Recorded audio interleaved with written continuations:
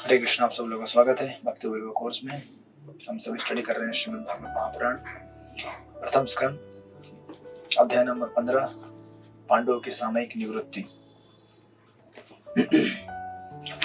तो भगवान श्री कृष्ण के इस जगत से अंतर्धान होने के बाद सारे पांडव तैयारी कर रहे हैं इस भौतिक जगत को छोड़ने का।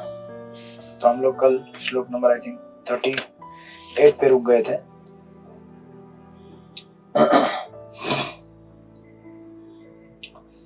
तत्पश्चात उन्होंने हस्तिनापुर की राजधानी में उन्होंने अपने पौत्र को सिंहासन आरूढ़ किया, जो समुद्र से घिरी सारी भूमि के स्वामी तथा सम्राट के रूप में प्रशिक्षित था और उन्हीं के समान सुयोग्य था। राइट। प्रणाम। Recording in progress. तो हम देख रहे थे कि किस प्रकार युधिष्ठिर महाराज ने जब उनका रिले रेस का टाइम पूरा हो गया, जैसे हमने कल देखा था एग्जांपल, तो उन्होंने अपना जो मशाल था वो हैंड ओवर कर दिया परीक्षित महाराज के हाथ में और अपने आप को रिटायर करने के लिए रेडी हो गए। और हम लोग परपोर्ट के कुछ पॉइंट्स देख रहे थे। श्रील प्रभुपाद परपोर्ट में कहते हैं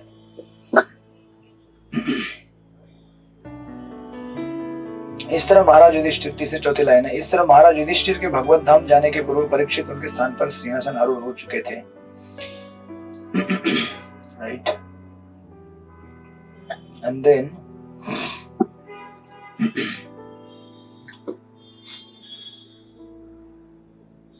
ठीक है, फिर बाकी परपोर्ट के पॉइंट्स आप लोग पढ़ सकते हैं।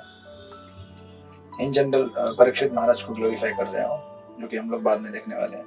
तो एक दो लाइन पढ़ता हूँ। प्रत्येक व्यक्ति को जीवन का सर्वोच्च लक्ष्य प्राप्त करने के लिए प्रशिक्षित किया जाता था। अतः वो लोग छोटी छोटी बातों को लेकर झगड़ते न थे। एक कारण है ये, कॉन्फ्लिक्ट होने का एक कारण ये है कि हमारे लाइफ में गोल नहीं है। राइट। जब एक अच्छा उद्देश्य हमारे सामने रहता है तो हम उस उद्देश्य को प्राप्त करने के लिए इतने बिजी हो जाएंगे जीवन में कि आलतू फालतू की चीजों के लिए टाइम नहीं मिलेगा हमको। बराबर है। लेकिन लोगों के जीवन में एक अच्छा उद्देश्य ही नहीं है तो फिर मन जो है हजार चीजों के लिए अवेलेबल है। जिस चीजों के लिए कुत्ते बिल्लियां झगड़ते हैं, उसी के लिए इंसान भी झगड़ते हैं। बिकॉज देयर इज नो गोल जो एक मनुष्य के लिए होना चाहिए। राइट। किंतु धीरे धीरे कलयुग का दुष्प्रभाव राजा तथा प्रजा दोनों के सद्गुण में प्रविष्ट हो गया। अतएव शासक तथा शासित के मध्य तनाव की स्थिति उत्पन्न होने लगी। राइट। Something like that. यहाँ पे आगे उसको क्लैरिफाई करते हैं। और फिर आगे श्लोक नंबर 39 पढ़िए। सचिकेश्वरी माता जी पढ़िए श्लोक नंबर 39। हरे कृष्णा। दंडवत प्रणाम। प्रणाम।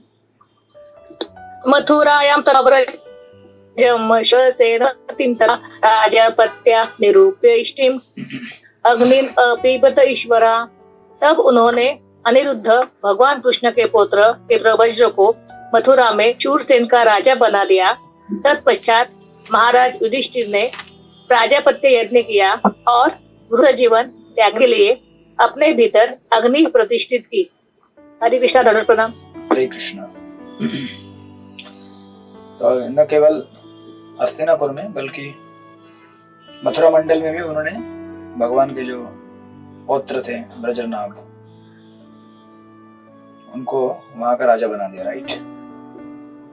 और फिर यह जैसे यहाँ पे कहा गया है कि युधिष्ठिर महाराज ने यज्ञ किया, प्राजापत्य यज्ञ किया और गृहस्थ जीवन त्यागने के लिए अपने भीतर अग्नि प्रतिष्ठित की। राइट। तो अभी आप बोलेंगे कि आग लगा दी अंदर। अग्नि प्रतिष्ठित की यानी कि यह प्रभुपाद परपोर्ट में क्लैरिफाई करते हैं। और जैसे कि हम पहले से देखते आ रहे हैं, ये अनेक उदाहरणों को देखते हुए, जैसे हमने वो उदाहरण लिया था रिले रेस का और स्प्रिंट रेस का। जब युधिष्ठिर महाराज अपने आप को रिटायर करते हैं तो वेरी रिस्पॉन्सिबल रिटायर करते हैं। अपनी जिम्मेदारियों को प्रॉपरली हैंड ओवर करके, राइट। इसलिए रिनंसिएशन इज नॉट whimsical, मतलब मेरे मन में आ गया अभी चलो मैं चला जाता हूँ वृंदावन, तो ऐसा नहीं होता है। आपको देखना पड़ेगा कि आप आपके आगे और पीछे आपने लेगेसी छोड़ा है कि नहीं छोड़ा है, राइट। और आप भी वो रिनंसिएशन सस्टेन कर पाएंगे कि नहीं कर पाएंगे, वो भी आपको देखना पड़ेगा इन द मॉडर्न कॉन्टेक्स्ट, क्योंकि ट्रेनिंग नहीं है हम लोग, राइट। पहले तो इन लोगों को ट्रेनिंग हुआ करता था। तो जब इन सारी चीजों को हम एक बार देखेंगे तो आप ये युधिष्ठिर महाराज का या फिर कोई भी एग्जांपल आप लेंगे, दो स्टेज हमारे लाइफ में आ सकती है। एक स्टेज ऐसा होता है कि हमारा दूसरों के लिए बहुत रिस्पॉन्सिबली काम करना जरूरी होता है, राइट। एक लाइफ का ऐसा स्टेज है हमारे जीवन में, अभी भी किसी के जीवन में रहेगा, या कुछ लोग उससे रिटायर धीरे धीरे हो रहे हैं, या किसी के जीवन में अभी भी रहेगा कि हम दूसरों के लिए रिस्पॉन्सिबल रहते हैं, दूसरों को केयर लेने के लिए, राइट। और दूसरा स्टेज होता है कि अब हम दूसरों को केयर देते देते अपना उनका जब केयर पूरा हो जाए तो हमें समझना चाहिए कि अभी मेरा भी केयर लेना मेरी जिम्मेदारी है, राइट। ये दो फेज होते हैं लाइफ के, और इन दोनों अवस्थाओं में ये दोनों अवस्थाएं हमारे लिए जरूरी है। जब हम दूसरों की सेवा करते हैं तभी भी हम हमारे अंदर से अच्छे गुण उत्पन्न कर सकते हैं, राइट। और ये बात कभी कभी आपको ऐसे दिखेगी कि, लेकिन ऐसा होता नहीं हमेशा, कि दूसरों की केयर लेते लेते कभी कभी हम अपने जो निश्चित किए हुए मार्ग से भटक भी सकते हैं। कैसे? जैसे अभी उसको समझाने के लिए एक उदाहरण देते हैं। जैसे एक सैनिक है, राइट, उसको अगर केयर लेना है सिटीजन का, तो उसको खुद का भी केयर लेना पड़ता है, isn't it? नहीं समझे आप लोग, की समझे? जैसे प्रचारक का आप एग्जांपल लीजिए, आप अगर प्रचारक है, या फिर डॉक्टर का एग्जांपल लीजिए, डॉक्टर साहब है यहाँ पे, और प्रचारक हो, डॉक्टर हो, कोई भी हो, उसको अगर दूसरों का केयर लेना है तो खुद का भी केयर लेना पड़ता है। While living it is necessary, and at the end वो ट्रेनिंग उसके काम में आएगा डिपार्चर के टाइम में। समझे कि नहीं समझे? समझे? चित्रलेखा सभी बात आई, समझे कि नहीं? कि बाउंसर गया? समझ गए? हाँ। तो अगर डॉक्टर खुद की ख्याल नहीं रखेगा, वो खुद बीमार गिर जाएगा, तो पेशेंट की क्या केयर लेगा वो बोलेगा नहीं मैं बहुत जिम्मेदार डॉक्टर हूँ, मुझे केयर लेना जरूरी है पेशेंट का। लेते रहो केयर। अभी तुमको टीबी हो जाएगा तो फिर तुम्हारी केयर लेने के लिए 4 लोग लगाने पड़ेंगे। तो ये कई बार ऐसा होता है हमारे साथ, ऑब्सेशन फॉर डूअरशिप, मैं ही करता हूँ is a problem. And again not doing anything is also a problem. दूसरों के लिए कुछ ना करना, केवल अपने बारे में सोचना, ये भी प्रॉब्लम है। तो दोनों ये जो फेजेस हैं, दूसरों के लिए सेवा करना और खुद का भी ख्याल रखना, ये दोनों स्टेज हमारे जीवन में साइड बाय साइड चलती रहती है, और दोनों हमारे लिए जरूरी है। दोनों हमें से अच्छे अच्छे गुण उत्पन्न कराती है, राइट, अपने अपने स्टेज में। तो अभी कौन सा एटीट्यूड कौन से टाइम में एक्सरसाइज करना है, ये बहुत बड़ा क्या है, झमेला है। कब आपके जब को प्रायोरिटी देना है और कब आपके जब को प्रायोरिटी नहीं देना है। हालांकि जब ही प्रायोरिटी है अंत में, लेकिन एक ऐसा स्टेज आता है, नॉट इन द सेंस कि ऐसा नहीं कि हम जब को साइडलाइन करते हैं, वो प्रायोरिटी ही रहती है, बट उस समय उस जब को अच्छा करने के लिए कुछ और प्रायोरिटीज को पहले पूरा करना पड़ता है, नहीं तो जब अच्छा नहीं होता है। जैसे अभी घर में अगर समझो आपके छोटे छोटे बच्चे हैं और आप बोलेंगे मैं तो 3 बजे उठ के जब करूंगी अभी, तो हो सकता है 1 घंटा जब कर लेंगे आप, उसके बाद 5-6 बजे तो बच्चे उठ जाते हैं। या फिर थोड़े बड़े बच्चे भी स्कूल जाते हैं, तो उनके लिए टिफिन बनाओ, प्रसाद बनाओ, प्रभु जी के लिए प्रसाद बनाओ, अब ये सब करते करते आपका जपा तो होगा नहीं, राइट। तो आप बोलेंगे कि हमको तो भागवत क्लास में ये बताया गया था जीवन का लक्ष्य है भगवान का नाम लेना, हरे कृष्ण कृष्ण कृष्ण हरे हरे, हरे राम राम राम हरे हरे, जो कि सत्य है। इसमें प्रचारक झूठा नहीं है, भागवत झूठा नहीं है, लेकिन कौन सी चीज कौन से फेज में कब अप्लाई करनी है ये समझ हमको आनी चाहिए, और उसी को कहते हैं मैच्योरिटी, राइट। तो समझो अगर इसको और एक्सटेंड करते हुए एग्जांपल लेते हैं कि से फॉर एग्जांपल जब हमारा कभी ना हम ऐसे अकेले, हमारा कभी कभी ना क्या होता है कि हम ऐसे एकदम इतना खुद के बारे में ये हो जाते हैं, सोचने लगते हैं कि मेरा जीवन, मेरा खाना, मेरा रहना पीना, मेरे कपड़े, मेरा घर, मेरा सब कुछ मेरा मेरा मेरा मेरा मेरा, राइट। तो फिर आपको ऐसा एक स्टेज मिलेगा कि आप इतने अपने आप में उलझ जाते हैं और आपका मन आपको हजारों चीजें बोलते रहता है, ये भी कर, यहाँ जा, वहां जा, ये कर, क्योंकि हम अपने बारे में सोच रहे हैं, हमारी तृप्ति कैसे होगी, हमारी इंद्रिय तृप्ति कैसे होगी। तो ये टाइम है उस समय जब आपका माइंड आपको बहुत एजिटेट करे, तो उस समय ये टाइम है कि आपको थोड़ा बाहर निकलकर सेवा करना चाहिए लोगों का। Then you have to think about others. आप समझे कि नहीं समझे? बरसाना किशोरी माता जी, समझ में आया आपको? नहीं समझ में आया? समझ में आया। किसको नहीं समझ में आया? सबको समझ में आया। आप लोग तो बहुत पीएचडी वाले लोग हैं। है ना? तो बोल रहे हैं बच्चे लोग एग्जाम्पल बता रहे हैं हमको, हम तो पीएचडी करके बैठे हैं यहाँ पे। तो ऐसा होता है, दिस इज ये रिस्पॉन्स जो है उस समय हमें, जब हम कभी कभी ऐसा होता है बहुत बार कि हम लोग इतना अपने बारे में सोचते हैं कि हम लोग अल्टीमेटली फ्रस्ट्रेट हो जाते हैं, because that is not our स्वभाव। अपने बारे में ही सोचते रहना, अपना ही केवल मेरा मेरा कैसे होगा, मेरा कैसे होगा। तो एक ऐसा एक निराशा जीवन में आती है, राइट। और माइंड हमारा आपको खाने लगता है। या फिर कभी कभी किसी ने आपको बहुत कुछ बोला होगा, आप अपने आप में कोसते रहते हैं, मैं ऐसा हूं। मतलब दो स्टेज रहते हैं, या तो अपने आप को गाली देते रहेंगे या दूसरे को गाली देते रहेंगे। और बहुत बार हम लोग अपने आप को गाली देते हैं। अगर हम भक्ति में आए हैं तो अभी मैं ऐसा ही हूं, मैं एकदम बेकार हूं, inferiority complex and superiority complex. तो उस समय हमें बाहर निकलकर सेवा करनी चाहिए लोगों की, तो हम अपने उस जाल में से बाहर निकल जाएंगे। एट द सेम टाइम कभी कभी ऐसा होगा कि हम लोग लाइफ में दूसरों की सेवा करते करते करते करते इतने एंटेंगल हो जाते हैं, even in spiritual life, spiritual circles, कि खुद के लिए जब करने का टाइम नहीं है, ठीक से प्रसाद लेने का टाइम नहीं है, सोने का टाइम नहीं है, कैसे तो हड़बड़ी में खा लेते हैं, कैसे तो जपा कर लेते हैं एकदम भाग दौड़ कर कर। उस दिन देखा होगा आपने, यहाँ पे ब्रह्मोत्सव के टाइम में ड्रामा रिले किया था चौपाटी में, आपको लिंक भेजनी पड़ेगी। वो ट्रेन वाला जपा, ऐसा ट्रेन वाला फास्टेस्ट, है ना, जो कि मैं भी कभी कभी कर लिया करता हूँ। रजोगुण जब हावी हो जाता है तो ऐसा जपा चालू हो जाते हैं, ये करना है, वो करना है, यहाँ जाना है, खत्म करो, राइट। तो हम लोग फिर क्या है, अपने आप को हमने किसके हवाले कर दिया है? प्रकृति के हवाले कर दिया है। भाई तुम मुझे जहां से उठा के जहां फेंकना चाहते हो फेंकते रहो।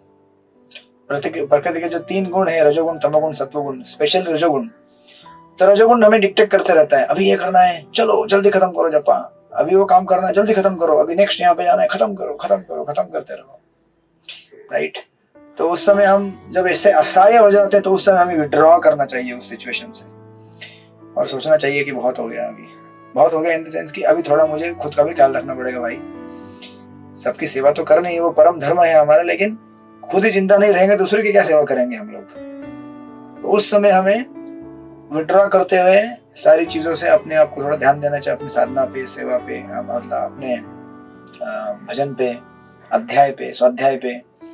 देन हम लोग फिर वापस एचोट हो जाएंगे। तो एक क्रिटिकल बैलेंस है कब विड्रॉ करने का और कब रिलीज करने का। और युधिष्ठिर महाराज जब अब समझ गए कि उनके लिए अभी कौन सा टाइम आ गया है, विड्रॉल का टाइम आ गया है, अभी मुझे विड्रॉ करना, राइट। इस संसार से विड्रॉ करके अपने आप को भगवान के चरणों में, अपने आप को अभी अंतिम शरणागति तो जीवन भर है, लेकिन अभी एक ऐसा होता है कि हम लोग हार्ट के अंदर सरेंडर होते हैं, राइट। और दूसरा ऐसा स्टेज भी आपको देखेगा कि हमें फिजिकली भी रिनाउंस करना पड़ता है, isn't it? तो युधिष्ठिर महाराज तो अपने हार्ट के अंदर पहले से रिनाउंस्ड है, सरेंडर्ड है भगवान के प्रति, लेकिन अभी ऐसा फेज आया है कि उनको फिजिकली भी डेमोन्स्ट्रेट करना पड़ेगा कि हाँ मैं हार्ट में भी रिनाउंस्ड हूँ और एक्चुअली भी रिनाउंस्ड हूँ बाहर फिजिकली। ऐसा नहीं कि हम लोग बोलेंगे नहीं नहीं प्रभु जी मैं हार्ट के अंदर सरेंडर्ड हूँ, 4 बंगले हैं मेरे, सिर्फ 4 कार हैं, है ना, प्रसाद के लिए मैं गोविंदा में जाता हूँ, हार्ट के अंदर मैं रेनाउंस्ड हूँ, ऐसा नहीं चलेगा। Because you need to set an example. अभी युधिष्ठिर महाराज को जरूरत नहीं है सब करने का, उत्तर की तरफ जाना, आगे बढ़ना, हिमालय की तरफ सब कुछ त्यागना जरूरत नहीं है, लेकिन फिर भी जरूरत है। Why? Because he is setting an example. परंपरा है ना वो, भागवत में पूरे उदाहरण ही ऐसे भरे हुए हैं, तो हमको वही अभी दिखाना पड़ेगा, तो उसके खातिर, राइट। तो दैट्स व्हाई ये जो 2 फेजेस हैं, कब हमें एंगेज करना है और कब विड्रॉ करना है, इट्स क्रिटिकल बैलेंस। हर किसी को अपना अपना बुद्धि भगवान देंगे अगर हम अच्छा भजन करेंगे। तेषाम सततयुक्तानां भजतां प्रीतिपूर्वकं ददामि बुद्धिगम तम येन माम उपैन्त्यते। तो दैट्स व्हाई हमने अपने जीवन के जो शुरुआत के दिन हैं भक्ति के, उसमें अगर अच्छा भजन किया होगा तो आगे आने वाले दिन सुनहरे होते हैं। क्यों? क्योंकि भगवान आपको अंदर से मार्गदर्शन देते रहेंगे, अभी ये करो, अभी ये मत करो, यहाँ जाओ, ऐसे जाओ। और अगर हमने भजन ही नहीं किया है शुरुआत में, जिस प्रकार आप लोग जवानी में पैसा कमाते हैं ना और बुढ़ापे में उड़ाते हैं बैठ के आराम से, बेटा बेटी अपना सेटल हो गए हैं, पोता पोती आ गए हैं, कुर्सी में बैठ के चलाओ रे टीवी चलाओ, कौन सा चैनल चल रहा है अभी, 2 कॉफी लेके आओ, मतलब बाहर के लोगों के लिए। आप इस्कॉन वाले हैं तो फिर आप बोलेंगे एक हर्बल टी लेके आओ भाई, जाओ गोविंदा से ऑर्डर करके लेके आओ, एक सूप गरम गरम, सर्दी का मौसम है, अभी बरसात हो रही है, बरसात में दिल्ली डूब गई, अभी मुंबई भी डूब रहा है तो ऐसा अगर हमने पहले कमाई किया होगा तो आगे काम में आएगा ना। पहले कमाई नहीं किया, इस्कॉन में जवानी थी तो जवानी के जोश में हमने अपना भजन ठीक से किया नहीं, खाली अपने आप को दुनिया के सामने ग्लोरीफाई करने के लिए बड़े बड़े प्रोजेक्ट्स तो किए, बड़े बड़े फंड कलेक्शन किए, बड़े बड़े मंदिर बनाए, लेकिन खुद का ख्याल नहीं रखा और अपने आप को कर्ता मान लिया। तो फिर अंत के क्षणों में, क्योंकि एफडी नहीं बनाया ना हमने, तो पैसा कहाँ से निकलेगा।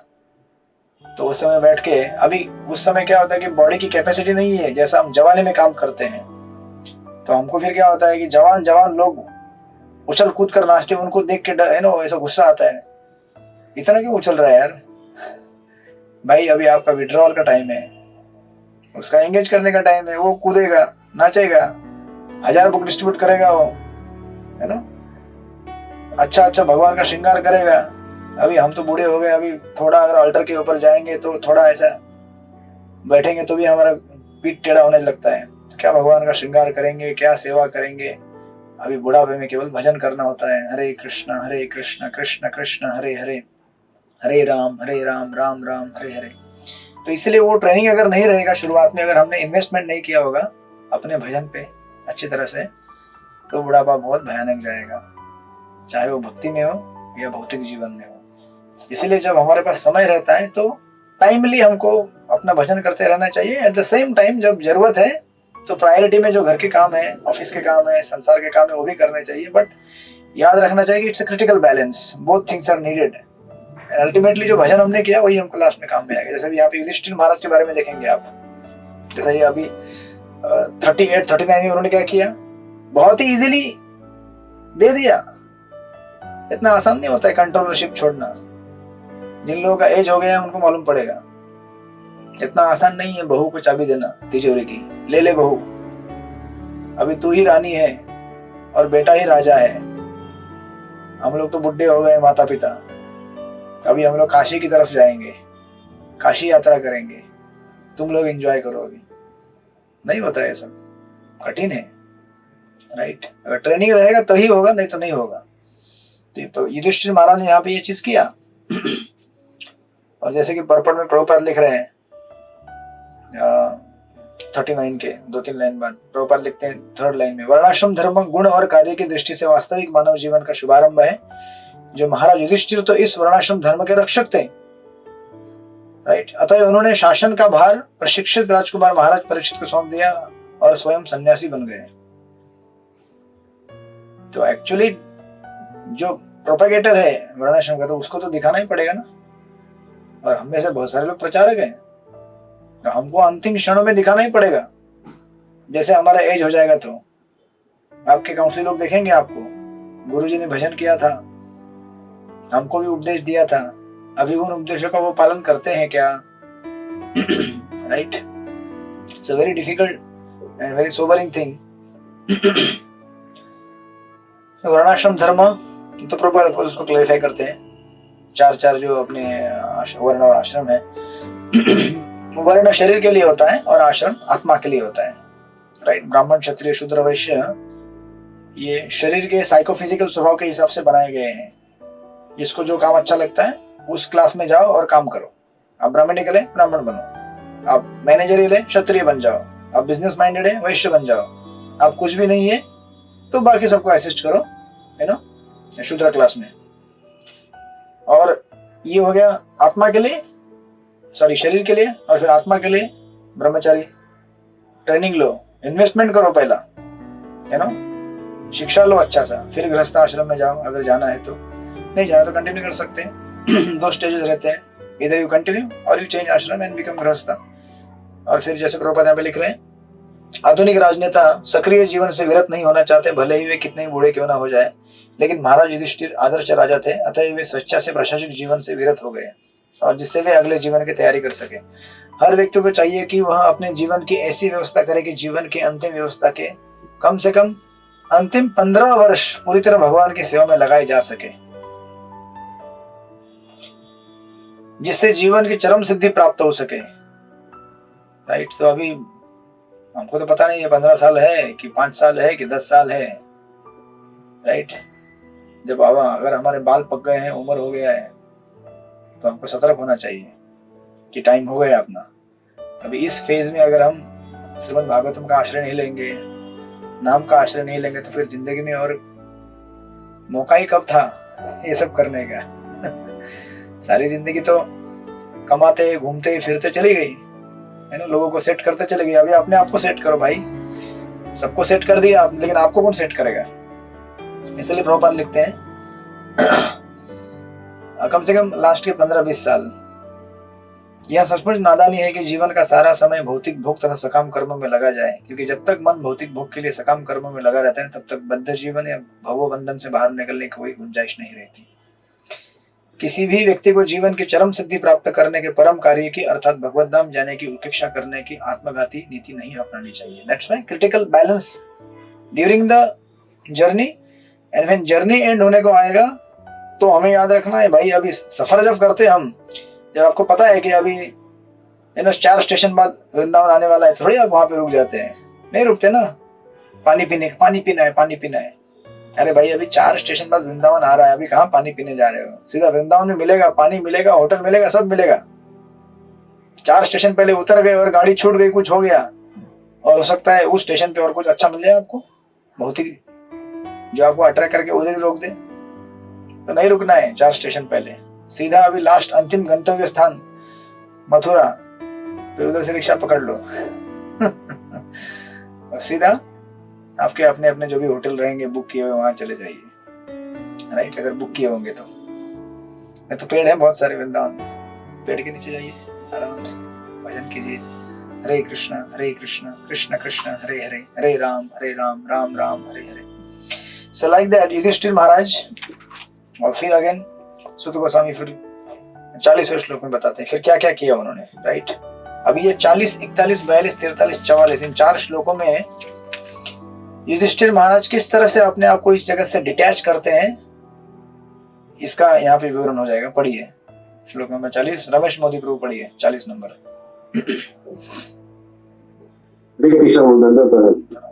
विसृज्य तत्सर्व दुकुलव्याधिकम निर्ममो निरंकार सन्निच्छन्नमंडनम। महाराज युधिष्ठिर ने अपने सारे वस्त्र, कमर पीढ़ी तथा राजसी आभूषण तुरंत त्याग दिए और वे पूर्ण रूप से उदासीन तथा प्रत्येक वस्तु से विरक्त हो गए। हरे कृष्ण। दंडवत प्रणाम। क्या क्या युधिष्ठिर महाराज ने?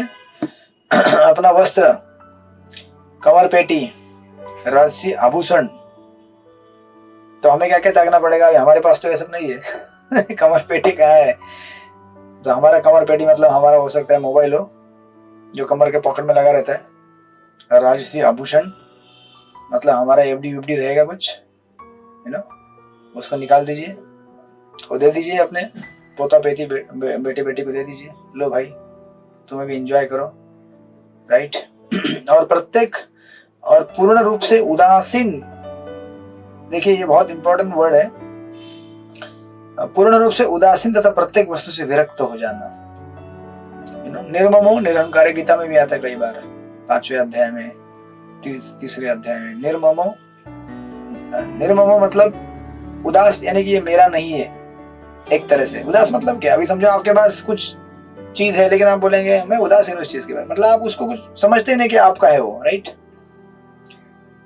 तो जिस चीज के लिए आपने लाइफ टाइम स्ट्रगल किया होगा, युधिष्ठिर महाराज ने कितना स्ट्रगल किया किंगडम प्राप्त करने के लिए, नहीं, कितना संघर्ष किया, कितनी खून खराबा हुआ, लड़ाइयां लड़ी, और उसी को आज बोल रहे हैं कि उदासीन हूं मैं अभी इससे, राइट। तो ये एक स्टेज है।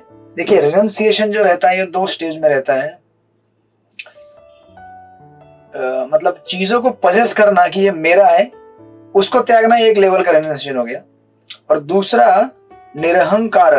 निरहंकार मतलब मन के अंदर भी वो भावना नहीं रहनी चाहिए कि ये मेरा है, मैंने दिया है तेरे को, समझे?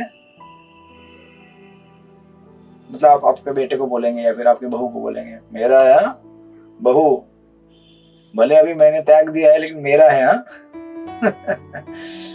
तो अभी आपने त्याग दिया तो फिर आपका कैसे हो गया? तो रिनंसिएशन दोनों फेज में होना चाहिए। फिजिकली भी आपने दे दिया और मेंटली भी आपने समझ लिया कि मेरा नहीं रहा अभी वो, ये मेरा नहीं है, था ही नहीं हमारा एक्चुअली। एक तरह से देखा जाए तो भागवत की अगर फिलॉसफी देखेंगे आप तो सब कुछ तो भगवान का ही है, भाड़े पे दिया था, हमने ले लिया, भाड़ा चला लिया, दे दो अभी वापस, राइट। लेकिन ये 2 स्टेज में यहाँ पे निर्ममो निरंकार, और उसके बाद क्या होता है? सच्चिन्न अशेष बंधनम, पूर्ण रूप से कटा हुआ। ये हिंदी के अनुवाद एकदम कभी कोई जटिल रहते हैं। सच्चिन्न अशेष बंधन, अशेष यानी कि जो कभी समाप्त नहीं होता है, राइट। असीम, अशेष बंधन मतलब इस जगत में जो अटैचमेंट्स है, आसक्तियां हैं, वो कैसे रहते हैं मालूम है क्या? जैसे समंदर में या नदी में आपने देखा होगा लहरें आती हैं, लहरें आती है जाती है, आती है जाती है, आती है जाती है, आती है जाती है ना?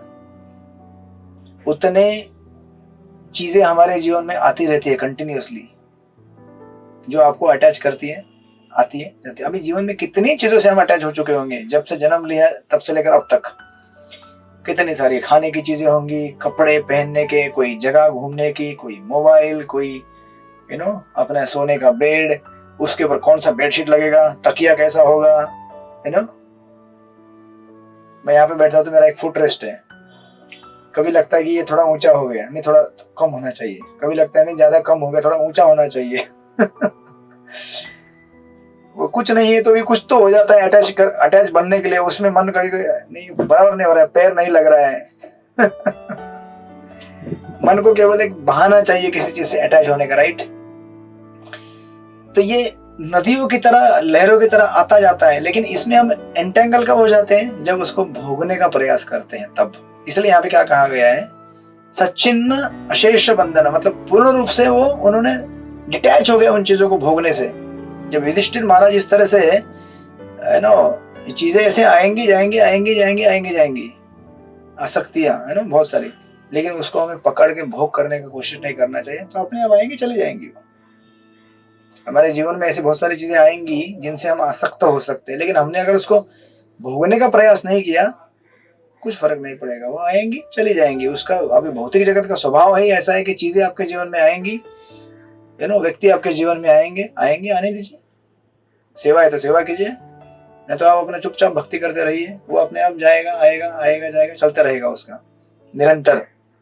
तो ये युधिष्ठिर महाराज ने अपने अंदर एक इंटरनल डिटर्मिनेशन बना लिया कि मुझे क्या करना है, ये सारे जो भ्रम है इस जगत के, उसको ट्रांसेंड करना है राइट।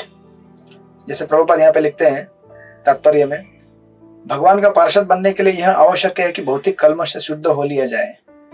बात तो सही है। भौतिक कल्मश यानी कि निर्ममो निरहंकार, ये मेरा है ना, और देने के बाद भी ये मेरा है राइट। ये दो बहुत ही सुंदर टर्म है वो, निर्ममो निरहंकार, राइट। एक होता है ग्रॉस लेवल पे, एक होता है सटल लेवल पे। तो जब तक हम उस भाव से शुद्ध नहीं होते तो भगवान का पार्षद कैसे बनेंगे हम लोग? ऐसे शुद्धि के बिना कोई न तो भगवान का पार्षद बन सकता है, न भगवत धाम वापस जा सकता है। अतः आध्यात्मिक दृष्टि से शुद्ध होने के लिए महाराज युधिष्ठिर ने राजसी वेशभूषा तथा वस्त्रों का त्याग कर राजसी ऐश्वर्य त्याग दिया, राइट। तो बताते हैं फिर आगे, सन्यासी का कषाय या केसरी या कौपिन बताता है कि उसे आकर्षक वस्त्रों से मुक्ति मिल चुकी है लेकिन क्या करें, आजकल तो सैफरॉन ही ज्यादा चमकता है सैफरॉन ड्रेस के भी अपने अपने शेड रहते हैं, एकदम चमकीला दिखता है वो, है ना। मतलब माया किस हद तक हमको एंटेंगल कर सकती है उसका एक एग्जांपल है। तो एक बार गौरमपुर के साथ हम लोग परिक्रमा कर रहे थे चित्रकूट में। चित्रकूट गए हैं आप लोग? चित्रकूट में पर्वत है, पता है आप लोग को? चित्रकूट में एक पर्वत है, नहीं पता है? आपको 50% जीवन बर्बाद है प्रॉपर एग्जांपल देते हैं ना वो बोट वाला। एक बार एक बाहर का आदमी आया था और बोट वाले के पास बोट में बैठकर क्रॉस करने की कोशिश कर रहा था बंगाल में। साइंटिस्ट था वो, तो साइंटिस्ट बोट वाले का मजाक उड़ाता था, तुम्हें फिजिक्स मालूम नहीं, तुम्हें केमिस्ट्री मालूम नहीं, तुम्हें ये मालूम नहीं, तुम्हें वो मालूम नहीं है, तुम्हारा जीवन 50, 20, 25, 50, 30 ऐसे करते करते 75 बोल दिया, तुम्हारा जीवन फेल है, तुमको मालूम नहीं कुछ। फिर बरसात आने लगी जोर जोर से, तूफान आया, नाव डूबने लगी। नाव वाले ने पूछा आपको तैरना आता है क्या? बोले नहीं आता है। बोले आपका 100% लाइफ बेकार हो गया अभी। मेरा तो 75% होगा क्योंकि मुझे फिजिक्स केमिस्ट्री मालूम नहीं है, लेकिन आपको तो तैरना ही नहीं आता है। भवसागर से तैरने के लिए ये फिजिक्स केमिस्ट्री आपके जब तक जीवन चल रहा है तब तक फैसिलिटी यूज कीजिए, लेकिन भवसागर से निकलने के लिए तो हमको हरिनाम ही चाहिए ना, हरिनाम रूपी नाव चाहिए। हरे कृष्णा कृष्ण कृष्ण हरे हरे, हरे राम राम राम हरे हरे। जिसने वही लेना नहीं सीखा फिर उसका जीवन बर्बाद है। तो आपको चित्रकूट जाना पड़ेगा। चित्रकूट में पर्वत है जहाँ पे सीताराम लक्ष्मण रहे थे। उस पर्वत की परिक्रमा कर रहे थे हम लोग एक बार। तो परिक्रमा करते करते परिक्रमा मार्ग में एक भिक्षा मांगने वाले आ गए। तो गौरमपुर थे तब वहां पे हमारे साथ। तब लोग शायद हम लोग उस समय में सैफरॉन में था या व्हाइट में था, शायद व्हाइट में था, व्हाइट ड्रेस था तब मेरा। तो वो भिक्षा मांगने वाले लोग तो बहुत सारे थे, लेकिन प्रभु जी के पास ही जाके पैसा मांगता था वो रास्ते में बहुत सारे गृहस्थ भी चल रहे थे जो सिविल ड्रेस में थे। प्रभु जी सैफरॉन में थे तो वो उसके पास ही आता था, जो पैसा दो स्वामी जी पैसा दो। तो प्रभु बोले देखो इसको भी मालूम है सैफरॉन के पास ही पैसा रहता है सैफरॉन के पास ज्यादा पैसा रहता है, इस्कॉन वाला मैनेजर है वो फिर थोड़ा उसको दे दिया।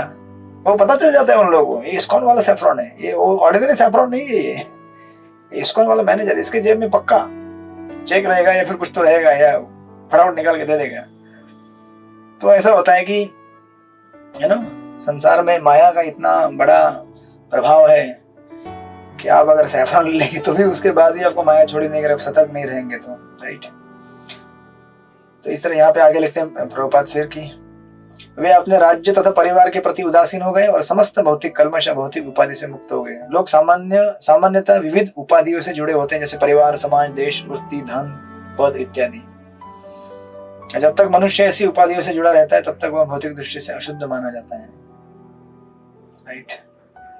आधुनिक युग के तथाकथित नेता राष्ट्रीय चेतना से जुड़े रहते हैं, लेकिन वे यह नहीं जानते कि ऐसी मिथ्या चेतना बद्ध जीव की दूसरी उपाधि। तो ऑफकोर्स आप बोलेंगे कि आप लोग भी कभी कभी राष्ट्रवाद करते हैं मैं भी काफी प्रेमी हूँ राष्ट्रवाद का, लेकिन जहां तक उसका प्रचार में उपयोग हो वहां तक। अगर आपको राष्ट्रवाद को सपोर्ट कर आप प्रीचिंग कर सकते हैं, जैसे हिंदुइज्म के टॉपिक्स हैं, हिंदुत्व के टॉपिक्स हैं, तो आपको उस मात्रा में उसे एक्सेप्ट करना चाहिए जिस मात्रा में हम उसको लेकर प्रचार कर सकते हैं, है ना, उसके परे नहीं। लेकिन एंड देन प्रभुपाद फिर आगे लिखते हैं कि भगवत धाम जाने के लिए यह आवश्यक है कि ऐसी उपाधियों का परित्याग कर दिया जाए। ऑफकोर्स ये पर्पट बहुत बोल्ड है प्रभुपाद के, कभी कभी लोग इससे रूठ जाते हैं कि अरे ऐसे कैसे लिख दिया, हम वो तो देशभक्त हैं। अरे भाई ठीक है, देशभक्त तो होना चाहिए हमें, लेकिन देशभक्त बन के क्या करोगे? अगर देश में कल हिंदुत्व की सरकार आ गई तो क्या करोगे उसके बाद? ये कौन समझाएगा आपको? खाली हिंदुत्व बनने के लिए लोग लड़ते हैं आज कि हिंदुत्व होना चाहिए, लेकिन हिंदुत्व होने के बाद क्या करोगे ये कौन समझाएगा? हिंदुत्व की सरकार आने के बाद भगवान की भक्ति करना ये आपको कौन सिखाएगा? राइट?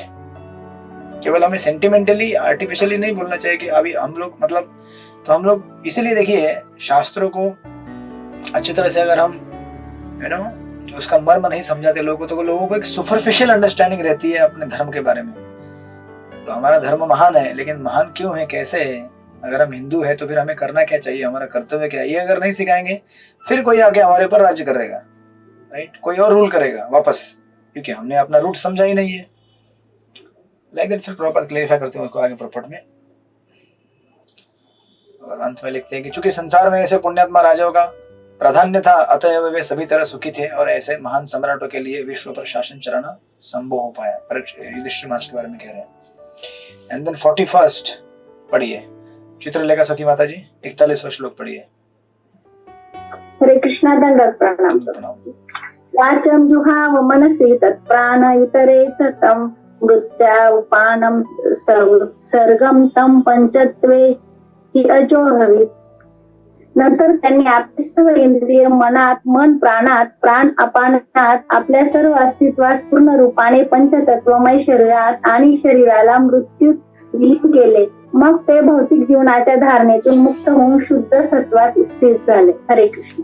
हरे कृष्ण। तो ये अष्टांग योग का प्रोसेस बताया गया है कि किस प्रकार अपने आप को विड्रॉ करना है एक एक एलिमेंट से।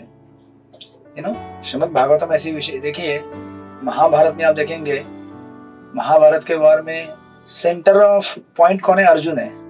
अर्जुन को हीरो माना गया है महाभारत में।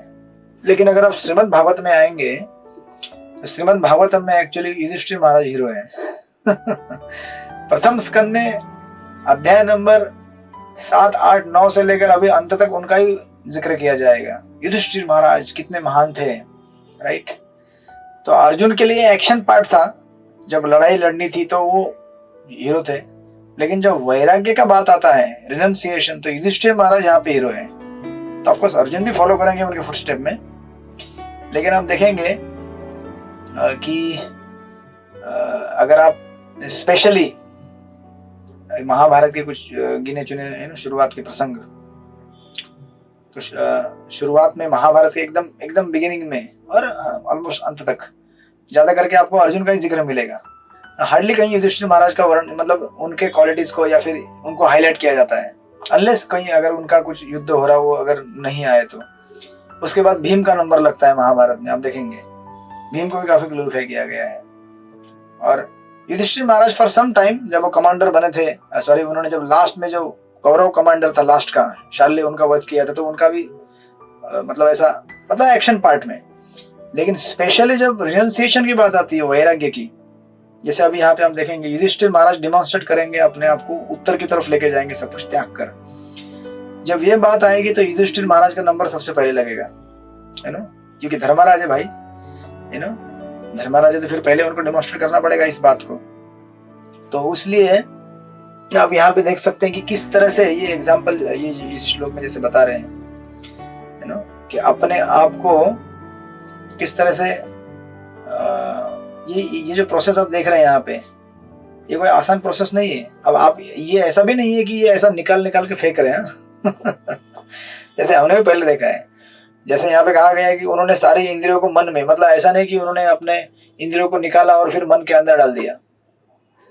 इससे कॉन्सेप्चुअल प्रोसेस, कॉन्सेप्चुअल, ये जो शब्द पीछे गया है ना, निर्मोह निरंकार, ये एक ही जगह बैठे हुए हैं, उनका शरीर वैसे ही है, लेकिन अपने भावना को इस प्रकार बना रहे हैं कि ये मेरा नहीं है, ये मेरा नहीं है, ये मैं नहीं हूं, ये मैं नहीं हूं, ये मैं नहीं हूं, ये मैं नहीं हूं, नैति नैति नैति नैति नैति। तो आप बोलेंगे प्रभु जी ये तो प्रोसेस नहीं है हमारा तो भक्ति योग का प्रोसेस है।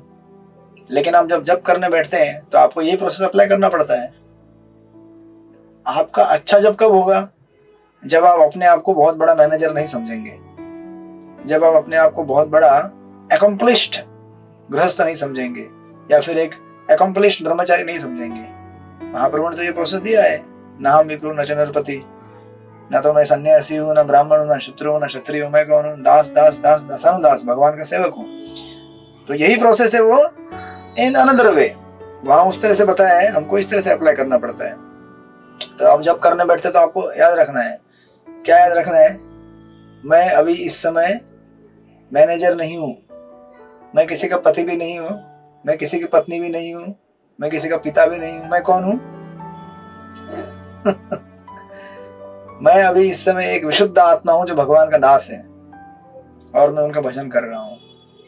हरे कृष्णा कृष्ण कृष्ण हरे हरे, हरे राम राम राम हरे हरे। 2 घंटे के लिए अपनी उपाधियों को हमें छोड़ना होता है। That's the training. जब 2 घंटे के लिए छोड़ने का ट्रेनिंग लेंगे तो जीवन के अंत में कंप्लीटली छोड़ने का ट्रेनिंग हो जाएगा हमको।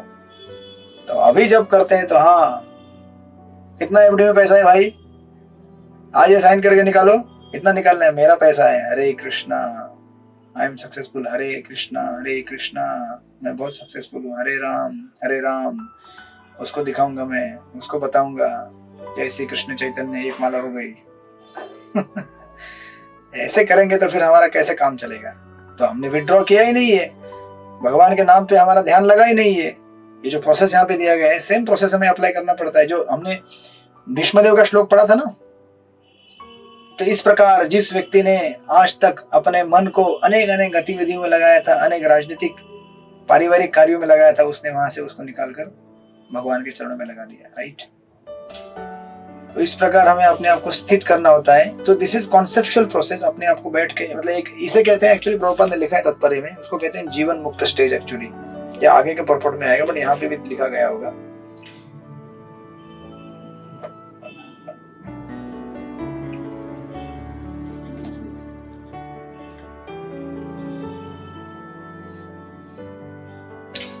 प्रभुपाद लिखते हैं, उन्होंने प्रार्थना की कि चूंकि सारे भौतिक कार्यकलाप मन द्वारा इंद्रियों के कर्मों तथा फलों के रूप में संपन्न होते हैं, और चूंकि वे भगवत धाम जा रहे थे, अतः मन को अपने भौतिक कार्यकलापों को समेट लेना चाहिए और भगवान की दिव्य सेवा की ओर मुड़ना चाहिए।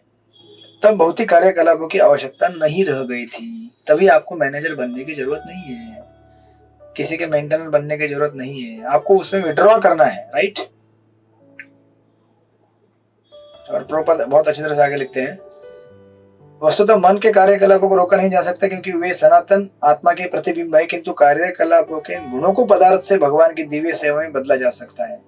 जब मन के मैल को प्राणवायु द्वारा स्वच्छ कर लिया जाता है तो उसका भौतिक रंग बदल जाता है और वह जन्म मृत्यु के अवगमन से मुक्त हो जाता है। राइट?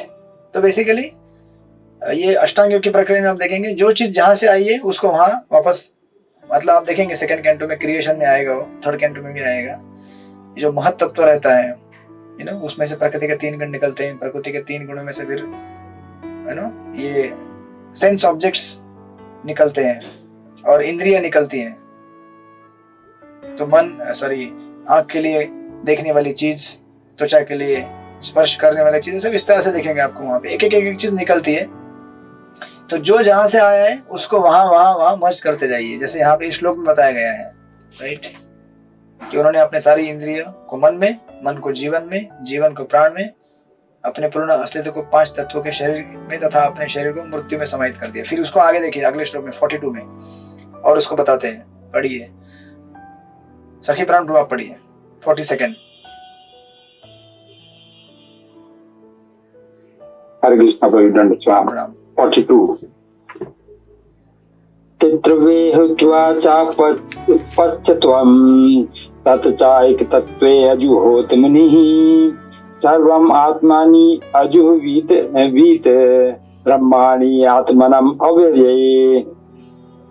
इस प्रकार उन्होंने पंच तत्व में स्थूल शरीर को विनिष्ट करके प्रकृति के 3 गुणों से मिलाकर उसे अज्ञानता में मिला दिया और तब उस अज्ञानता को आत्मा या ब्रह्म में विलीन कर दिया, जो सर्वदा अक्षय है। श्रील प्रभुपाद की जय। Thank you ji. यस, तो देखिए भक्ति की जो प्रोसेस है वो सेंटिमेंटल नहीं है, कोई भावनात्मक प्रोसेस नहीं। भावना है उसमें, लेकिन कितना साइंटिफिक और कितना टेक्निकल है, इन द सेंस कि हम जब अपनी चेतना को इस भौतिक पदार्थों से निकालकर भगवान के नाम और भगवान के दर्शन रूप में लाना चाहते हैं तो ये वैज्ञानिक प्रक्रिया है ना।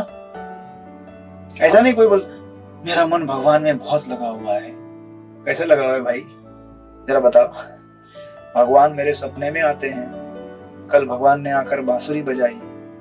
इतना आसान है क्या? भगवान आपके मन में आए और बांसुरी बजाए। भगवान ने मुझे कहा तुम जीवन में सुखी रहो, इसी तरह काम करते रहो, मैं तुम्हारे साथ हूं। बहुत अच्छा है। उसको बोलिए 1 हफ्ते के लिए सब कुछ छोड़ छाड़ के हरिद्वार में जाओ और हरिद्वार में बैठकर भजन करो, एकांत। कर पाएंगे? हाँ? अरे आज दिन भर में अगर अपना बैठने का चेयर हमको नहीं मिला जिससे हम आसक्त रहते हैं कि ऐसा ही चेयर चाहिए मुझे बैठने के लिए, है ना, हमने चूज करके रखा है ना। अपने घर में जो चेयर लिया होगा आपने चूज करके लिया है ना। ऐसा तो नहीं ना कि आपको किसी ने बोला ये चेयर है बैठो, बैठना तो बैठो ना, जमीन पे बैठो, नहीं ना। आपने खरीदा होगा एक पंखा आपके घर का, वो भी ये डिजाइन वाला, ऐसा ही पंखा चाहिए। चप्पल खरीदा वो भी ऐसा ही चाहिए। कपड़े खरीदे ऐसे रंग के, ऐसे। मतलब हमारे कंडीशन अवस्था में, बद्ध अवस्था में जो भी हमारे विचार हैं भ्रमित, उसके हिसाब से हमने चॉइस किया पूरे संसार का, हमारे आसपास की चीजों का। ऐसा अपार्टमेंट, ऐसी गाड़ी, ऐसा रहना, ऐसा कुछ भी शुद्ध अवस्था में नहीं है। तो उसको त्यागना बहुत कठिन होता है, क्योंकि जब तक हम मन को शुद्ध नहीं बनाएंगे तो मन के वो जो अटैच चीजें वो दूर होने वाली नहीं है। दैट्स व्हाई भक्ति इज एक्चुअली जब अपनी चेतना को भौतिक भावना से निकालकर, भौतिक चीजों से निकालकर उसको भगवान के नाम में लाना, मतलब बहुत ही जबरदस्त कठिन प्रक्रिया है एक तरह से देखा जाए तो। ये कोई बच्चे का खेल नहीं है। हाँ काशीनाथ प्रभु, बच्चे का खेल है ये नहीं है ना। वो राजकुमार का डायलॉग याद आता मुझे। ये बच्चों के खेलने की चीज नहीं है। अगर हाथ कट जाए तो खून निकल जाता है। भक्ति भी किसी बच्चे के खेलने की चीज नहीं है।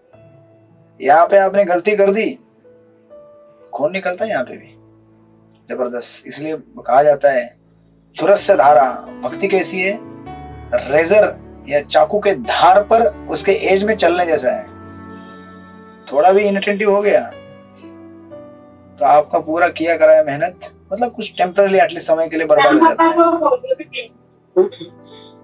बोलिए काशीनाथ प्रभु, आप ऐसे अचानक एक्टिवेट क्यों हो गए चाकू की बात सुनकर? बोलिए बोलिए। हरे कृष्ण प्रभु जी, पर जी जैसे आपने बताया बिल्कुल ठीक है, पर मेरी आसक्ति जैसे मोबाइल से बहुत ज्यादा है, और किसी चीज से नहीं, कभी भी किसी चीज से कैसे भी हो जाए, आसक्ति मोबाइल से है। इसको मैं निकालना चाहता हूँ बस। मोबाइल से मतलब मोबाइल में क्या टीवी मतलब पिक्चर देखते हैं क्या? फिर क्या करते हैं मोबाइल से? बार बार चेक करना, इंस्टाग्राम पे से कोई भी हिंदू पोस्ट आ गई या अपने गुरु महाराज के दर्शन करना, तो बस बार बार कभी कुछ आ जाए, बस मैं सोचता हूँ कभी किसी के दर्शन हो जाए, ये चीज आ सकती है। बार बार चेक करो। अच्छी आ सकती है ना, फिर गुरु महाराज का दर्शन लेंगे तो अच्छी आ सकती है भाई। लेकिन प्रॉब्लम ये है कि अच्छी आ सकती है, कभी कभी हमें यू नो कंप्लीटली कंफ्यूज कर सकती है। अगर हमारा जब बाकी है और हम बोलेंगे अभी गुरु महाराज का दर्शन, अभी गुरु महाराज का उपदेश है कि भाई जब करो पहले, तो अभी गुरु महाराज तो आते हैं इंस्टाग्राम में, लेकिन बाकी भी लोग आ सकते हैं ना उसमें। इंस्टाग्राम थोड़ी केवल इस्कॉन का है, नहीं ना। सोशल मीडिया थोड़ी इस्कॉन का है खाली। हम कई बार इसलिए फंस जाते हैं, हम सोचते हैं कि नहीं भक्ति के लिए बहुत जरूरी है, आज ये वीडियो आया है, ये नया, ये देखना है मुझे। लेकिन ये भी याद रखना चाहिए कि एक माया का बहुत बड़ा संसार है वो, है ना। अब भौतिक जगत फिजिकली ऐसे है यहाँ पे, लेकिन कलयुग में माया ने और एक सटल लेवल पे आपको बना के दे दिया है मोबाइल के अंदर, बहुत बड़ा भौतिक जगत। उसमें गोलोक भी है, वैकुंठ भी है, इस्कॉन के टेम्पल भी है, और शराब खाने भी है, वेश्यालय भी है। सारे 4 नियम तोड़ने वाली जगह है वहां पे। तो अभी हमें सतर्क रहना चाहिए कि उसका कितना यूटिलिटी करना चाहिए, नहीं करना चाहिए। इसलिए आप लिखते हैं ना एक्सेल शीट में 1 घंटा, 3 घंटा, 2 घंटा, 4 घंटा कितना सोशल मीडिया यूज किया। अच्छी बात है। तो आप वो इसलिए लिखते हैं क्योंकि आपको पता चलता है कि अरे मैं इतना यूज करता हूँ, अरे बाप रे, यू नो। जब हम डॉक्यूमेंट करते हैं अपनी साधना को तो पता चलता है कि मेरी हालत क्या है। जब आप डॉक्यूमेंट ही नहीं करते तो आपको कैसे पता चलेगा? दैट्स व्हाई तो ऑफकोर्स मतलब कुछ लोगों को डॉक्यूमेंट किए भी नहीं पता चलता है, बट कुछ लोगों की जरूरत होता है, जैसे मुझे भी जरूरत पड़ता है कि मैं डॉक्यूमेंट करता हूँ तो मुझे पता चलता है बाप रे 4 घंटा यूज किया, है ना। मैंने अपने लिए 40 मिनट सेट करके रखा था, लेकिन कभी कभी 2-2, 3-3, 4-4 घंटा भी हो जाता है। और वो ऐसा जाल है कि आप देखने के लिए एक चीज जाएंगे, लेकिन धीरे धीरे धीरे धीरे डाइवर्जन डाइवर्जन डाइवर्जन, और कहाँ पहुंच जाएंगे पता नहीं चलेगा आपको। That's why we have to be careful, right. इसलिए वैष्णव संघ, साधु संघ जरूरी है। सारे वैष्णव आपको सबको मिलके हेल्प करेंगे अपनी चेतना को भौतिक जगत से उठाकर आध्यात्मिक इसमें डालने के लिए। तो it's a very technical process. और अभी यहाँ पे इस श्लोक में जो चीज बताया गया थोड़ा आपको कंफ्यूजिंग लगेगा, एक लाइन पढ़ता मैं यहाँ पे। इस प्रकार उन्होंने, ये टेक्निकल इंफॉर्मेशन है, ध्यान देके सुनिए, 5 मिनट है। इस प्रकार उन्होंने पंच तत्वों में स्थूल शरीर को विनष्ट करके, यू नो, यानी कि उन्होंने पहले क्या किया जो पिछले श्लोक में बताया था कि यू नो, या फिर या उसी श्लोक में बेसिकली जो चीजें जहां से आई है, ये भौतिक जो शरीर पूरा एक एक करके आया ना एलिमेंट, जैसे मैंने क्रिएशन का बताया, महत तत्व से लेकर फिर प्रकृति के 3 गुण, 3 गुण से फिर तन मात्रा है, फिर उसके साथ उसके ऑब्जेक्ट्स, ये सारी चीजें जहां जहां से आए थे उसको, जैसे अभी ये टोटल जो 5 तत्व है, जैसे फॉर एग्जांपल पृथ्वी जल अग्नि आकाश वायु, तो हमारे शरीर में भी क्या है, पृथ्वी जल अग्नि आकाश वायु है कि नहीं। तो उससे हमको वहां से निकालकर जो टोटल पृथ्वी इस जगत में उसमें मर्ज कर देना है, जो टोटल हवा इस जगत में अपने हवा को निकालकर उसमें डाल देना, तो फुस हो जाएगा हवा, है ना। तो हमारा गुब्बारा फूट जाएगा, तो हाँ हवा निकल गया भाई। अभी पृथ्वी निकल गया, अभी जल को निकाल के फेंक दो, अग्नि को निकाल के फेंक दो, पृथ्वी जल अग्नि आकाश वायु मन, उसके बाद मन जो जहां उसका मेन सेंटर है टोटल यूनिवर्स में, यू नो, जो महत्त्व है जहां से ये आता है। अभी इसमें 3 होते हैं मन, ज्यादा टेक्निकल जाऊंगा तो आप चक्कर आ जाएगा अभी इधर से ही, और सेकंड घंटे में आने वाला है हमको। लेकिन मन, बुद्धि और अहंकार, ये सब कहां से उत्पन्न हुए हैं, माया के भौतिक प्रकृति के जो महत्त्व है उस वहां से निकले हुए तत्व हैं, उनको वहां पे छोड़ दीजिए जाकर। तो ये 40 सेकेंड यहाँ पे जैसे बता रहे, इस प्रकार उन्होंने पंच तत्व में स्थूल शरीर को विनष्ट करके प्रकृति के 3 गुणों में मिलाकर उसे अज्ञानता में मिला दिया। अज्ञानता में मतलब बेसिकली माया के द्वारा सृजित जो सृष्टि है उसको अज्ञानता कहते हैं, या फिर निसाइंस कहते हैं, इंग्लिश में निसाइंस लेकर के लिखा हुआ है। और तब उस अज्ञानता को, अभी देखिए अभी आप कंफ्यूज हो जाएंगे यहाँ पे, और तब उस अज्ञानता को आत्मा या ब्रह्म में विलीन कर दिया जो सदा सर्वदा अक्षय है। तो अभी आप बोलेंगे ये क्या है यार, मतलब एक एक चीज निकाल कर, यू नो, उन्होंने फाइनली उस चीज को अपने आप में मिला दिया, आत्मा में। तो एक्चुअली विश्वनाथ चक्रवर्ती ठाकुर और प्रभुपाद भी परपोर्ट में क्लैरिफाई करते हैं कि हम 2 स्टेज में हैं, ठीक है ना, सब लोग हैं मेरे साथ। एक तो हम शुद्ध आत्मा है, बराबर, और दूसरा हमारा मिथ्या अहंकार है या फिर मिस आइडेंटिफिकेशन है कि मैं ये हूं।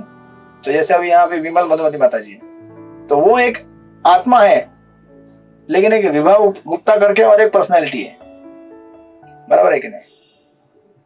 अभी विमल मधुमती एक दीक्षित हो गया और वो एक उनका आध्यात्मिक स्वरूप हो गया, से फॉर एग्जांपल, लेकिन विभा गुप्ता करके उनका एक ऐसा जीवन है भौतिक जो इस संसार से जुड़ा हुआ है, राइट। तो उस पार्ट को, या फिर मेरा नाम है थीर थापा और मेरा इनिशियल नाम है तरुण गौरंग दास, तो मेरा जो पहला वाला पार्ट है वो क्या है, हमारा एक मिस आइडेंटिफाइड स्वरूप है, बराबर है कि नहीं, सृष्टिपति वो समझ रहे हैं। दैट इज अवर, मतलब हमारे 2 रूप में हम घूम रहे हैं एक्चुअली, दूसरा रूप तो है नहीं, लेकिन हमने उसको मिस आइडेंटिफाई करके बना दिया है कि मैं सो एंड सो पर्सन हूं, लेकिन मैं वो हूं नहीं। अब हमको जितना भी ये सृष्टि का सामान व्यापार करने के लिए हमने लिया था, पृथ्वी जल अग्नि आकाश वायु मन बुद्धि अहंकार, सब इस संसार में हमने व्यापार करने के लिए लिया था ना। हमने सोचा था कि संसार में आएंगे व्यापार करेंगे, व्यापार करने के लिए मुझे क्या चाहिए, रहने का घर चाहिए, तो मन एक घर है सटल, फिर एक स्थूल घर चाहिए पंच महाभूतों से बना हुआ, फिर मन बुद्धि अहंकार चाहिए लॉर्ड, यू नो, अपने आप को बॉस बनाने के लिए। ये जितना भी आपने सब कुछ लिया था, इन शॉर्ट इन समरी, ये सारा का सारा आपको उस मिस आइडेंटिफाइड पर्सनैलिटी में मर्ज करके दे देना है सृष्टि को। ले लो भाई, तुमसे मैंने लिया था, मुझे अभी नहीं चाहिए, मैं समझ गया हूं कि मैं ये नहीं हूं, मैं विशुद्ध आत्मा हूं, आप ये ले लो, खत्म करो इस बात को। समझे आप लोग कि नहीं समझे?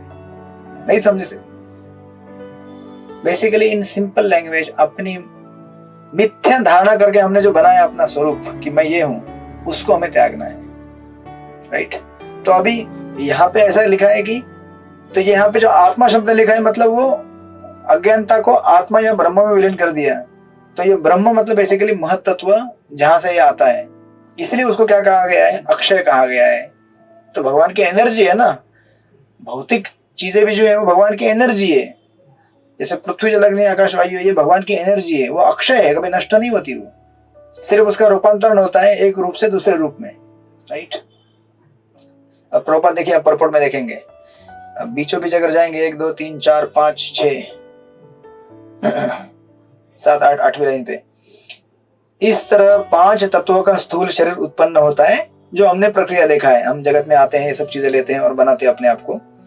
महाराज युधिष्ठिर ने इस क्रिया को उल्टा कर दिया और उन्होंने शरीर के 5 तत्वों को भौतिक प्रकृति के 3 गुण में मिला दिया। इससे शरीर के उत्तम, मध्य या निकृष्ट होने का अंतर जाता रहता है और पुनः गुणात्मक अभिव्यक्तियां भौतिक शक्ति में समाहित हो जाती है, जो शुद्ध जीव के मिथ्या भाव से उत्पन्न है। समझे कि नहीं समझे? तो हम अपने एक भौतिक भाव में हमने अपना एक शरीर बना दिया है कि मैं ये हूं। अब जैसे बरसाना किशोरी माधुरी टीचर है, बराबर है, तो उनको एक अपना पार्ट है, मैं टीचर हूं, आप टीचर नहीं है राइट। आप कौन है? बरसाना किशोरी देवी दासी है, राइट।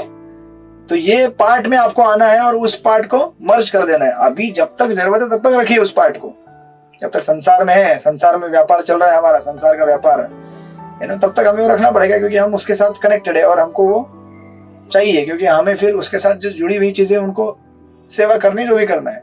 लेकिन जब समय आएगा विड्रॉल करने का, तो हमें उसे निकाल के उसमें दे देना है, राइट।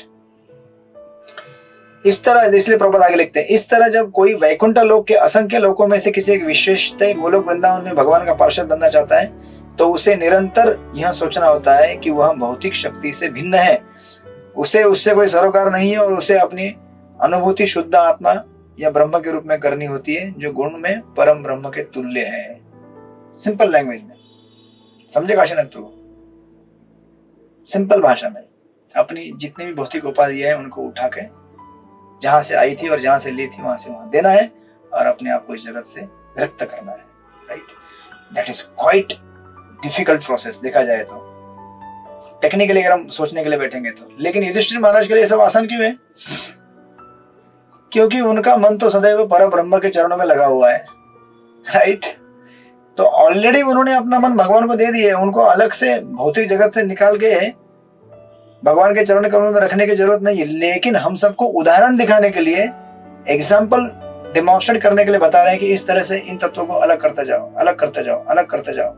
दूध और पानी मिला हुआ है ना, पानी को दूर करते जाओ धीरे धीरे धीरे धीरे धीरे। और अभी कभी कभी दूध पानी नहीं, उसमें कुछ केमिकल भी रहेगा, मिट्टी भी रहेगी, थोड़ा हवा भी मिक्स हो गया, थोड़ा अग्नि जल, तो ये सब दूर दूर दूर, और प्योर दूध को बाहर निकालो और फिर उस दूध को भगवान को अर्पण करो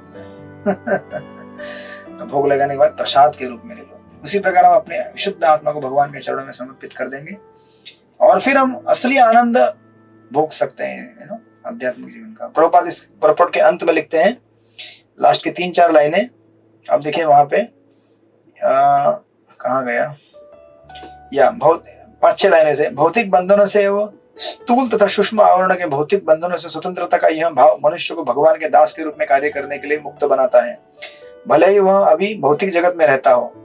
यह अवस्था ऐसी भौतिक जगत में रहते हुए भी जीवन मुक्त अवस्था कहलाती है। तो आप देखेंगे प्योर डिवोटीज का शरीर तो रहता ही है ना, लेकिन फिर भी वो क्या है, जीवन मुक्त कहलाते हैं। मतलब इस शरीर में रहते हुए भी क्या हो गए, वो मुक्त है, वो अपने आप को ये शरीर नहीं मानते हैं, इन उपाधियों के साथ अपने आप को आइडेंटिफाई नहीं करते हैं, वो केवल भगवान का अपने आप को दास मानते हैं, वैष्णव का दास मानते हैं। इसी को कहते हैं जीवन मुक्त, जो कि युधिष्ठिर महाराज पहले से थे। लेकिन फिर भी हम सबको एग्जाम्पल दिखाने के लिए वर्णाश्रम ट्रेडिशनल सिस्टम के हिसाब से उन्होंने ये फिजिकली भी दिखा दिया कि मैंने छोड़ दिया, मैंने छोड़ दिया, मैंने छोड़ दिया। और अल्टीमेटली आप देखेंगे आगे आने वाले क्लास में 43rd 44 में देखेंगे किस तरह से सब कुछ त्याग कर उत्तर की तरफ निकल जाएंगे। तो भक्ति दिखाना बहुत कठिन है, आसान नहीं है। आपको केवल मन के अंदर नहीं दिखाना होता है, बाहर भी आपको दिखाना पड़ेगा। जब समय आएगा आप रहेंगे डेथ बेड पे, भाई भूख लगी है, पिज्जा लेके आओ यार, 4 दिन से बेड पे पड़ा हूं, भूख लग रही नहीं खाया। आपके डिसाइबल बोलेंगे स्वामी जी पिज्जा मत मांगिए, बाकी डिसाइबल देख रहे हैं, आप क्या सोच रहे हैं, मृत्यु के समय पिज्जा, कृष्ण के बारे में सोचिए, आपने यही बताया था हमको। अरे नहीं लेकिन पिज्जा मुझे बहुत अच्छा लगता है। तो बोले आपकी खाने की कैपेसिटी भी नहीं है अभी, पचा भी नहीं पाएंगे उसको।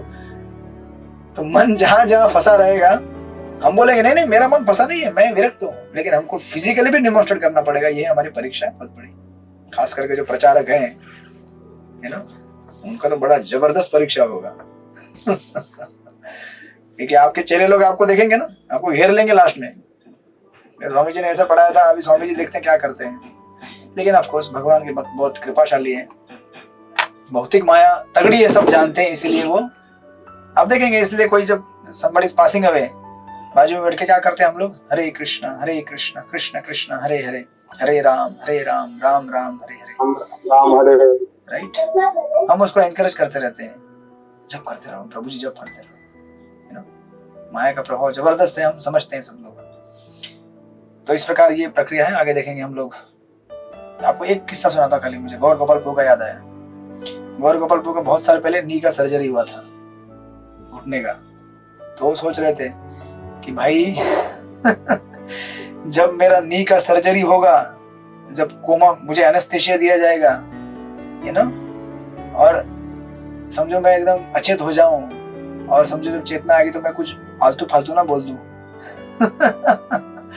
क्योंकि उस समय हम लोग, मतलब ये विभा गुप्ता माता जी को पता चलेगा अच्छी तरह से, क्योंकि हम लोग क्या हो जाते हैं ना, अपनी आइडेंटिफिकेशन उस समय, अभी क्या है, एक ऐसा हमने लेयर लगा के रखा है, मैं डिवोटी हूँ, मैं ब्रह्मचारी हूँ, मुझे इस तरह से व्यवहार करना है। लेकिन जब उस समय वो उपाधि चैलेंज की जाती है आपकी, तो सरफेस के अंदर जो उपाधियां है वो ऊपर आ जाती है। मैं कौन हूँ, है ना, आज वड़ा पाव नहीं खाया मैंने बहुत दिन से, लाओ मेरे लिए। मतलब मन के, है ना, सटल पोर्शन में इतने विचार हैं, वो सारे विचार उमड़ कर ऊपर। तो प्रभु जी बोले थे कि मुझे टेंशन था यार, मैं कुछ बोल ना दूं इधर उधर की बात। ऑफकोर्स प्रभु जी तो अपने ग्लोरी में है, बट हम सबको एग्जाम्पल दिखाने के लिए बता रहे थे कि कुछ भी मन से आ सकता है भाई, संभाल के लेना भगवान। तो ऐसी प्रक्रिया होती है, ठीक है। फिर हम लोग अगले हफ्ते मिलते हैं। अगले हफ्ते में भी थोड़ा मेरा शेड्यूल थोड़ा सा टाइट है, ये सब अधिक मास के कीर्तन की वजह से, तो मैं भी दोनों में से एक ही क्लास हो जाए, बट कुछ ना कुछ तो क्लास करेंगे। आपके एग्जाम के क्वेश्चन भी देने बाकी है, राइट। हरिप्राण प्रभु मुझे याद दिलाते रहते हैं, वापस याद दिला दीजिएगा, मैं अपना कॉन्स्टिट्यूशनल पोजीशन भूल जाऊंगा। सनातन धर्म याद दिलाइए मुझे, मैं दे दूंगा आपको। काशीनाथ प्रभु आपकी कथा मैंने सुना ही नहीं, आपको मुझे अगले क्लास में याद दिलाइए, पक्का बताऊंगा, ठीक है। मेरा एक पर्सन आएगा, तो ऑफिशियली क्लास पूरा हो गया है। जिसको भी सेवाएं हैं, जहाँ जाना जा सकते हैं, आपको प्रश्न पूछना पूछ लीजिए, हम तो दोनों हैं, आप भी फ्री मैं भी फ्री, बोलिए। जी धन्यवाद, नाम आपके चरणों में, और बहुत अच्छा बताया आपने। पर जी मैंने जब ज्वाइन करा था क्लास आज, सॉरी मैं बहुत के कारण मैं बहुत ज्यादा बिजी हो सकता हूँ। तो आपने एक बताया था कि अभी जब मैंने स्टैंड करी थी कि ना, कोई बहुत अच्छा डोनर है, मतलब पैसे इकट्ठे कर लिए, मंदिर बना दिया, पर उसने भजन नहीं किया, तो लास्ट टाइम में उसको वो प्रॉब्लम आती है। तो इसी में मेरा रिलेटेड क्वेश्चन है, ये मान लो मैंने भजन नहीं किया और मैं बहुत अच्छा प्रचारक हूँ, प्रचारक बिना भजन किए, तो क्या उस लास्ट स्टेज में उसमें भी प्रॉब्लम आएगी? लास्ट स्टेज क्यों, मिडिल, शुरुआत में प्रॉब्लम आ जाएगी। शुरुआत में प्रॉब्लम आ जाएगी। एक तो पहली बात है कि आप अच्छे प्रचारक तब तक नहीं बनते जब तक आप अच्छा भजन नहीं करते हैं। अच्छा प्रचारक मतलब क्या, कि मुझे भगवान का भजन इतना मीठा लगता है कि मैं उसको संसार के साथ बांटना चाहता हूँ, इसको कहते हैं प्रचारक। प्रचारक कोई डिग्री लेके, भक्ति शास्त्री, भक्ति वैभव कोर्स करके, 4 किताब पढ़ के नहीं हो सकता प्रचारक। प्रचारक असली वास्तव में वो होता है जिसने रसगुल्ला टेस्ट किया है और संसार को वो खिलाना चाहता है कि भाई खाओ यार, ये क्या चीज है, उसको कहते हैं प्रचारक। और वही प्रचारक इफेक्टिव होता है इन वन सेंस, अदरवाइज उसमें जान नहीं होती, मृत होता है वो प्रचारक। फिर आपको भी वैसे काउंसलिंग मिलेंगे जो डुप्लीकेट है। अब हम डुप्लीकेट है तो हमारे काउंसलिंग भी डुप्लीकेट, क्योंकि वैसे भाव के लोग हमें अट्रैक्ट करेंगे। समझ में आया ना आपको? फिर आपको तो और तकलीफ होगी बाद में जाके, फिर वो भी आपके साथ कंपटीशन करेगा, अरे तू प्रचारक है मैं प्रचारक, मैं बड़ा, फिर चेले लोग ही गुरु के साथ कंपटीशन करने लगते हैं। तो समथिंग लाइक दैट, ठीक है। तो आप भजन बहुत जरूरी है, बिना भजन के कोई कुछ नहीं बन सकता। बन सकता, हमें बनना नहीं है, लेकिन कोई कुछ सेवा नहीं कर सकता, बिकॉज भजन इज आवर फूड। जब प्रसाद ही नहीं लिया तो फिर जान कैसे आएगी शरीर में, राइट। ठीक है, हरे कृष्ण। श्रील प्रभुपाद की जय, श्रीमद् भागवत महापुराण की जय। वांछा कल्पतरुभ्यश्च सिंधुभ्यो च पतितानां वैष्णव अनंत कोटि वैष्णव की जय। श्रील प्रभुपाद की जय। आशीर्वाद प्रभु की सदा सर्वदा जय हो। हरे कृष्ण हरे कृष्ण हरे कृष्ण।